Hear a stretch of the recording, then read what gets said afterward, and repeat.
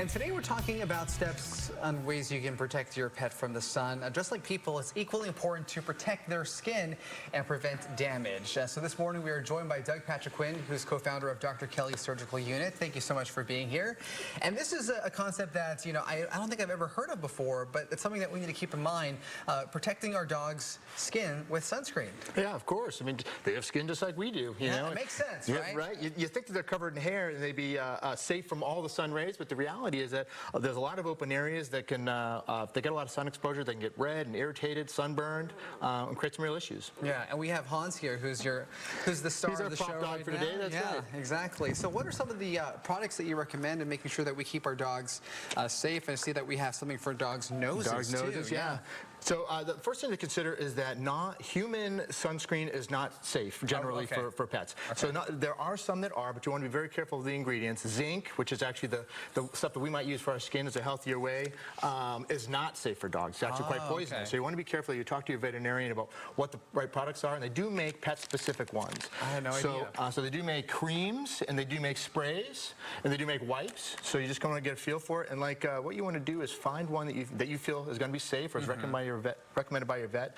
Test it out in a spot that is on them just to make sure they're not totally allergic to it. Yeah. And once you find out that that's safe and it doesn't become red or irritated, apply it safely and in a way that covers the areas that would be most effective. Now, are these items that we can get just like at pet stores and things like that? I bought these from Amazon. That's right. So some of them you can go to your vet practice. They might have vet-specific ones that they might recommend right off the shelf, and those are always great. Amazon is a great resource. Target and Walmart would have very similar products. So I have two dogs, and one of them loves to sunbathe. It's 115 degrees out, and she's out there. Yep. I do notice that some of her spots on her underbelly did get darker. Sure, almost kind of like liver spots. They get tan. They do have the tendency to get a little darker for sure.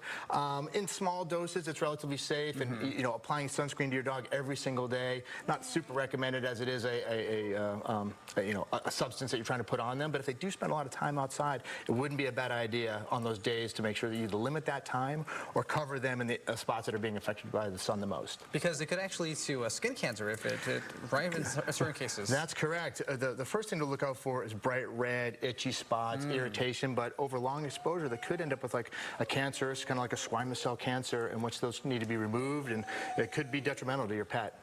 The places to watch out for that are the easiest, light-skinned dogs are the most susceptible just in general, or hairless, or ones that have very little hair. But then around the tips of the ears or around the eyes or noses that aren't black but have this almost like a pinkish color, very easy to get sunburn in those areas. And using a little cream like this just on the nose is perfect. Also, besides sun safety, keeping the dogs inside when it's too hot, and also making sure that they're not outside when it's too hot because their pads could actually burn. Oh, you nailed it. You kind of forget how hot it is outside. The asphalt temperature is easily 40 to 60 degrees more than the air temperature. So if you can imagine, if it's 115 degrees out today, like it might be today, the ground is going to be something like 170, 180 degrees.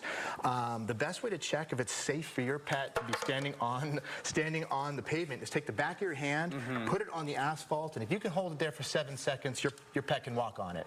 But if you wanted them to get their exercise, the best time to do that is just do it early in the morning. Yeah. Catch your walks before, say, 9 a.m. or do it in the afternoon, kind of when things have cooled down and the sun to stop beating on the asphalt. Absolutely. Or get them another dog to play with, right? Get them another dog. Get a big backyard. Take them to the dog park where it's a grass area.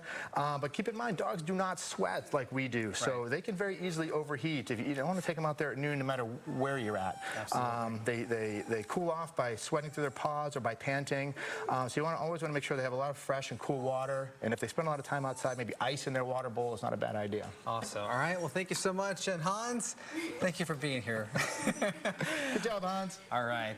Well, so to come this morning, do you remember when Beanie Babies were all the rage? I do. Well, now you can experience the nostalgia with